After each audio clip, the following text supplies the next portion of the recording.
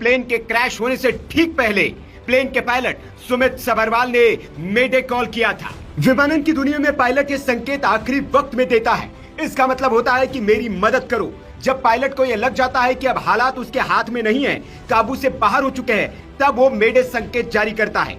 Boeing 787 को उड़ा रहे पायलट को बहुत अनुभवी बताया जा रहा है। उनके पास 82,000 घंटे उड़ान का अनुभव था। जानकार ये भी बता रहे हैं कि दरअसल विमान में कोई गड़बड़ी बहुत शुरुआत में ही पता चल गई थी। हालांकि इस संभावना से भी इनकार नहीं किया जा सकता कि स्थितियों को जज करने में पायलट या एटीसी से कोई गड़बड़ न हुई हो। पायलट कैप्टन सुनील सबरवाल ने मेडे का संकेत तो दे दिया, लेकिन गड़बड़ी को सुधारने या ठीक करने का उनके पास वक्त ही नहीं था। विमान कुछ ही क्षणों में नीचे गिरने लगा और देखते ही देखते आग के गोले और गाढ़े काले धुएं में तब्दील हो गया था।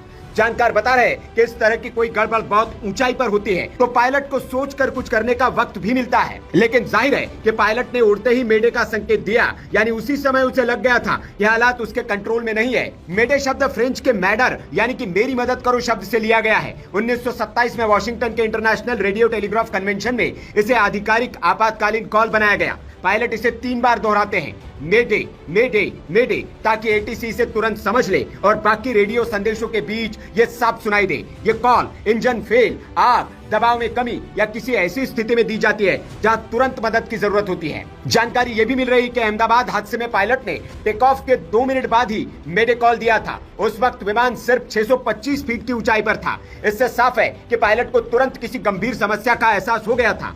ये भी अनुमान लगाया जा रहा है कि विमान का पिछला हिस्सा किसी पेड़ या दीवार से टकराया हो। साथ ही इंजन में तकनीक की खराबी की भी अटकलें लगाई जा रही है। लेकिन यहाँ ये भी जिक्र करना जरूरी है कि विमान की 2 बार दिल्ली और अहमदाबाद में जांच की जा चुकी थी।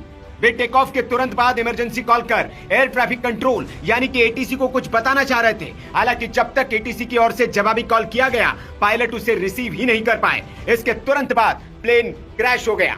इस हादसे पर एयर इंडिया का बयान भी आया है। एयर इंडिया ने कहा कि प्लेन क्रैश होने के बाद फायर ब्रिगेड की कई गाड़ियां मौके पर पहुंची है। राहत और बचाव का काम किया जा रहा है। हालांकि इस हादसे में कितने जान माल का नुकसान हुआ है, इस बारे में अभी तक कोई आधिकारिक जानकारी नहीं आ पाई है। एयर इंडिया ने सोशल मीडिया हैंडल एक्स पर कहा है कि फ्लाइट AI-171 अहमदाबाद से लंदन गैटविक जा रही थी।